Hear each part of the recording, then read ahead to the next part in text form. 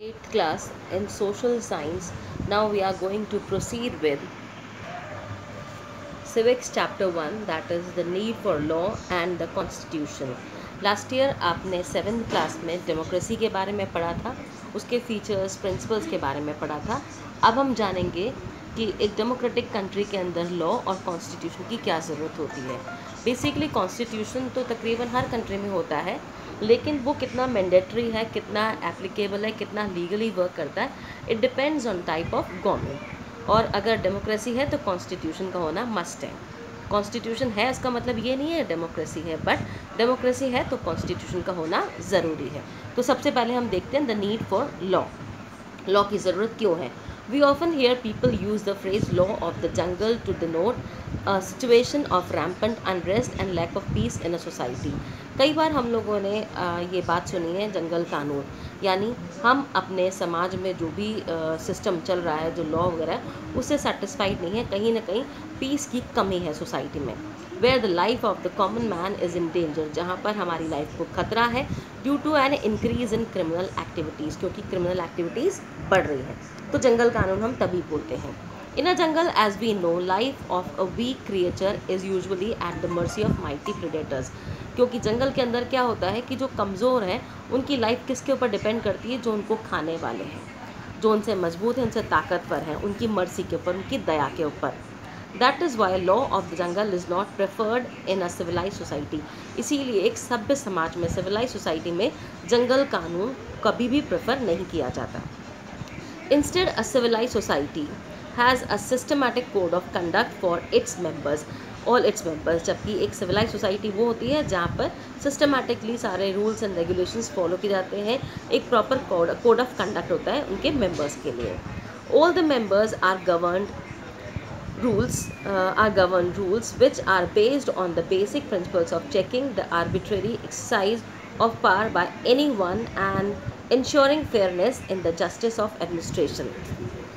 जहाँ पर सारे जो प्रिंसिपल्स हैं उनको प्रॉपरली यूज़ में लिया जाता है, उनको यूज़ करने का एक तरीका होता है, फेयरनेस होती है, जस्टिस होता है एडमिनिस्ट्रेशन के अंदर। The body of such rules, norms and principles is collectively termed as a law of the land. जब इन सभी रूल्स को, नॉर्म्स को, प्रिंसिपल्स को हम कलेक्टिवली एक साथ ले आते हैं तो उसको कहते हैं law of the land in the context of a particular nation. The law of land ensure safety for every citizen. इसका मतलब हर सिटीजन के लिए सेफ्टी है। And punishment for those who commit any kind of crime, और कोई भी जो क्राइम करता है उसके लिए पनिशमेंट पॉसिबल होगी। Following these laws makes life easy. जब हम इन लॉज को फॉलो करते हैं तो डेफिनेटली हमारी लाइफ काफ़ी ईजी, कंफर्टेबल, स्मूथ हो जाती है। Let us see how a particular law has benefited people who have been victimised by other people in our society. अब हम यहाँ पर देखेंगे कि किस तरह से समाज में जो अलग अलग वर्ग हैं, अलग अलग लोग हैं, कहीं ना कहीं उनका शोषण हुआ है, या कहीं ना कहीं कभी ना कभी वो किसी क्राइम के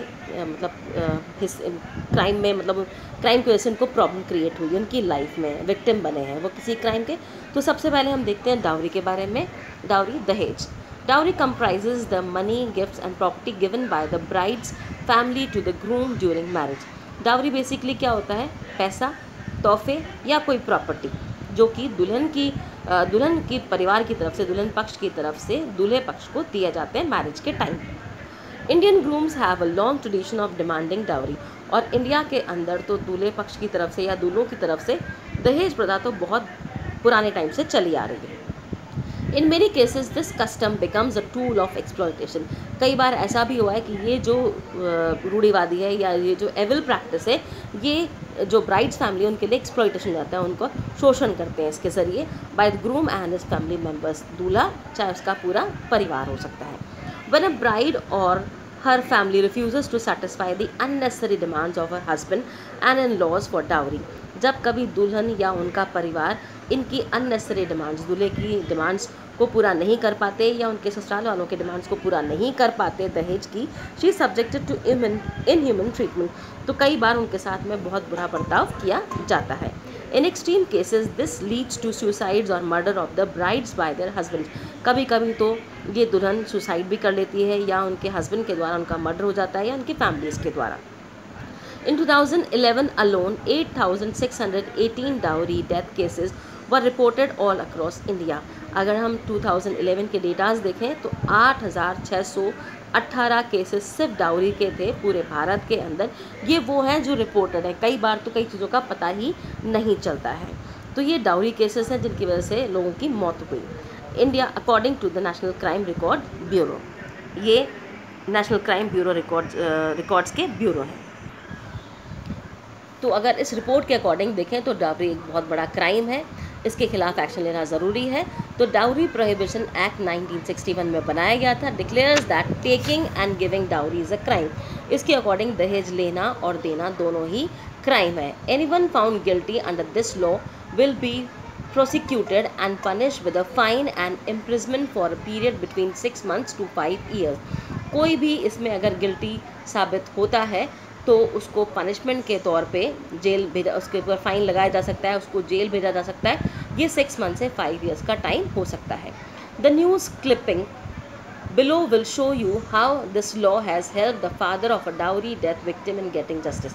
यहाँ पर एक केस स्टडी दे रखी है जिसमें एक दहेज से प्रताड़ित औरत, उसके फादर को किस तरह से न्याय मिला, क्या उसने कितनी उसको जद्दोजहद करनी पड़ी है इस न्याय को पाने के लिए। तो यहाँ पर हम केस स्टडी देखते हैं। केस स्टडी है man mother convicted for dowry death. ये है जुलाई 12, 2012 का कानपुर का केस है ये। A man and his mother were convicted by the additional district and sessional जज of Kanpur Nagar Dheeraj Kumar for dowry death. यहाँ पर डाउरी डेथ के लिए धीरज कुमार जो है इनके ऊपर केस लगाया जा रहा है। ही punish them for 10 years of rigorous imprisonment along with a fine of ₹3000। तो इनको 10 साल की जेल भी हुई है और 3000 का फाइन भी है इनके ऊपर। जो कानपुर नगर के जो धीरज कुमार जज थे उन्होंने ये फैसला दिया है। तो इसके according they were identified as Pawan Kumar and Banno Devi, both residents of cantonment area of the city. तो कानपुर सिटी का जो कैंटोनमेंट एरिया था वहाँ के रहने वाले हैं Pawan Kumar and Banno Devi. According to the prosecution case, Pawan Kumar was married to one Mona on February 4, 2007। 2007 फरवरी 4 पवन कुमार की शादी जो है मोना नाम की लड़की से होती है। गिरीश कुमार जो कि मोना के फादर है वो इस केस के कंप्लेनेंट है। Pawan and Banno Devi tortured Mona to get a motorcycle and a sum of ₹50,000 as gift from her parents। तो यहाँ पर केस ये है कि पवन और जो बन्नो देवी है वो अपनी बहू मोना को टॉर्चर करते थे कि एक मोटरसाइकिल और ₹50,000 जो है अपने फादर से लेकर आओ, अपने पेरेंट्स से लेकर आओ as dowry. They not only thrashed her but also kept her without food. तो इनको टॉर्चर तो करते ही थे, बंदी बना के रखा हुआ था, उसके अलावा इनको फूड भी नहीं देते थे। They did not provide a medical aid after severe thrashing. और जब ये बहुत ज़्यादा इनकी तबीयत वगैरह ख़राब हो गई तब भी इनको कोई मेडिकल सर्विस प्रोवाइड नहीं करी गई। Mona's parent brought her home on August 21, 2007। उसके बाद थक हार के मोना के पेरेंट्स जो थे मोना को घर ले आते हैं 21 अगस्त 2007 में। When they came to know that she was ill and her in-laws were not provided her medical assistance. जब उनको पता लगा कि हमारी बेटी बीमार थी और ससुराल वालों ने कोई मेडिकल हेल्प प्रोवाइड नहीं करी। Mona informed her parents that in-laws hit her on the head with a brick and she will suffering and she still suffering, she was suffering, still suffering. जब मोना ने इन्फॉर्म किया पेरेंट्स को कि मेरे in-laws ने मुझे मारते हैं, एक ईंट से मेरे सर पे मारी, मुझे काफ़ी प्रॉब्लम हो रही है। 2 days later they admitted Mona to the ICU in LLR hospital as her condition was precarious। क्योंकि कंडीशन काफ़ी ज़्यादा ख़राब हो गई थी, 2 दिन बाद उसको एडमिट किया गया ICU के अंदर। She died during the treatment. लेकिन इस ट्रीटमेंट के दौरान जो है मोना की डेथ हो जाती है on the intervening night of August 30 and 31, 2007। 30 और 31 की रात का टाइम था जब इंटरोगेशन चल रहा था, उस वक्त उसकी डेथ हो जाती है। द प्रिसाइडिंग जज in his order observed that it was very sad that Mona died within 6 months of her marriage due to ill treatment by her in-laws। ये बहुत जो प्रिसाइडिंग जज थे उनका ये कहना था कि ये बहुत ही दुखद है कि मात्र 6 महीने के अंदर ही एक दुल्हन जो अभी अभी ब्याह कर गई है उसके इन-लॉज के द्वारा उसकी हत्या कर दी जाती है। Therefore they were liable to be punished severely. इसलिए अब डेफिनेटली इनके लिए पनिशमेंट होनी चाहिए। यहाँ पर जितने भी नाम आपको दे रखे हैं ये सारे आर्टिफिशियल नेम से सब छुपाए गए हैं एक्चुअली, क्योंकि आपको सिर्फ केस स्टडी के तौर पे समझाने के तौर पे बताया गया है, इसलिए नाम यहाँ पर अलग दे रखे हैं। नाउ आवर कॉन्स्टिट्यूशन, कॉन्स्टिट्यूशन क्या है हम इसको देखते हैं। तो यहाँ पर अगर हम इन चीज़ों को देखते हैं तो हमें समझ में आता है कि लॉ और कॉन्स्टिट्यूशन का एक बहुत इंपॉर्टेंट रोल है डेमोक्रेटिक सेटअप के अंदर। It includes within its purview principles, provisions, ideals and rules which are essentially rooted in the basic tenets and prerequisites of governance on the one hand and interests and aspirations of diverse communities within which a nation with a pluralistic multicultural composition consists of on the other। तो एक तरफ तो सरकार को चलाने में मदद होती है कॉन्स्टिट्यूशन से, और दूसरी तरफ जो लोग हैं उनको उनके अधिकारों के बारे में पता चलता है, किस तरह का उनका समाज है, क्या उनके इंटरेस्ट है, क्या उनकी किस तरह से वो अपनी एस्पिरेशंस को पूरा करा सकते हैं, क्या उनके लिए रूल्स एंड रेगुलेशंस हैं, क्या उनके अधिकार हैं, उनके बारे में उनको जानकारी मिलती है। It not only provides guidelines for governing a country but also safeguards all streams of popular will by treating them on an equal footing। इस संविधान की वजह से, कॉन्स्टिट्यूशन की वजह से ही हमारी कंट्री को चलाने में मदद मिलती है, साथ में हमारे जो राइट्स हैं वो सेफगार्ड रहते हैं, हम सबको इक्वल ट्रीटमेंट दिया जाता है। That is why a constitution is also called the soul of a democracy. इसीलिए संविधान को सोल ऑफ डेमोक्रेसी भी कहा जाता है।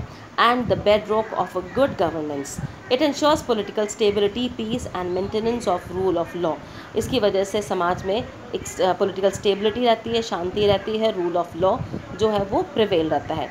Rule of law implies that no one is above the law. Rule of law का मतलब है कानून से ऊपर कुछ भी नहीं है। This safeguard, this regulates the power of the government and also stresses that every one is equal before the law. Thus democracy and rule of law complement each other. तो इसीलिए डेमोक्रेसी और रूल ऑफ लॉ एक दूसरे के साथ चलते हैं, complement करते हैं, क्योंकि ये दोनों अगर नहीं होंगे तो एक कोई भी डेमोक्रेटिक गवर्नमेंट प्रॉपर्ली वर्क नहीं कर पाएगी। The term constitution comes from the Latin word constitutio, which means an order or anything settled up or arranged। तो उसका मतलब होता है कोई भी चीज़ जो कि एक प्रॉपर सेटलमेंट में है, उसको प्रॉपरली अरेंज किया गया है। In the context of a nation it refers specifically to a body of rules. यहाँ पे हम body of rules, regulations, provisions की बात करते हैं। That define the fundamental political principles and outlines the structure, procedure, powers and duties of a government. जो कि सरकार की ड्यूटीज़ के बारे में, उसके स्ट्रक्चर के बारे में, प्रोसीजर, पावर के बारे में, हमारे फंडामेंटल पॉलिटिकल प्रिंसिपल्स के बारे में बताता है। Almost all the independent countries in the world today where democracy, monarchy or any other form of government exist have their own constitution। मैंने आपको बोला था कैसी भी कंट्री हो कॉन्स्टिट्यूशन तो होता ही है। The Constitution of India was framed after India had witnessed 200 years of colonial rule। तकरीबन 200 साल की गुलामी के बाद इंडिया जब आज़ाद हुआ तब हमने हमारा संविधान देखा। The freedom struggle, the national movement, partition of the country and spread of communal violence were foremost in the minds of the leaders of independent India। आज़ाद भारत के नेताओं के दिमाग में हमारे गुलामी के दिन, पार्टीशन, हमारा जो जातिवाद को लेकर वायलेंस हुआ, वो सब चीज़ें दिमाग में थी और उन्हीं को ध्यान में रखते हुए संविधान बनाया गया है ताकि आगे कोई इस तरह की प्रॉब्लम्स क्रिएट ना हो। Their main aim was to give India a constitution which would fulfil the cherished ideals of the people. ये ध्यान में रखा गया कि जो लोगों की आइडियल्स हैं, जो लोगों की इच्छाएं हैं, वो पूरी होनी चाहिए and established a democratic society, और एक प्रॉपर डेमोक्रेटिक सोसाइटी का सेटअप हो। तो ये हमारे फर्स्ट प्राइम मिनिस्टर हैं कंट्री के, Jawaharlal Nehru, signing the Indian constitution. After independence, it was necessary to imbibe the ideals that inspired our freedom movement। आज़ादी के बाद ये ज़रूरी था कि वो प्रिंसिपल्स जिन्होंने हमें फ्रीडम मूवमेंट के लिए हेल्प करी as the guiding principles of the newly independent nation, उनको हम ध्यान में रखें, उनको हम इसमें इंक्लूड करें। Hence the drafting committee of the constituent assembly was form to frame the Indian constitution. और इसीलिए इंडिया के संविधान को बनाने के लिए ड्राफ्टिंग कमेटी बनाई गई। गुड टू नो देखते हैं। In ancient Rome the term constituents Principles usually denoted a law or legislation proclaimed by the emperor. Subsequently, the term constitution came to be implied to any important law that governed the functioning of a government. Basically, constitution एक important law है जो कि country को govern करने में, उसकी government को चलाने में मदद करता है.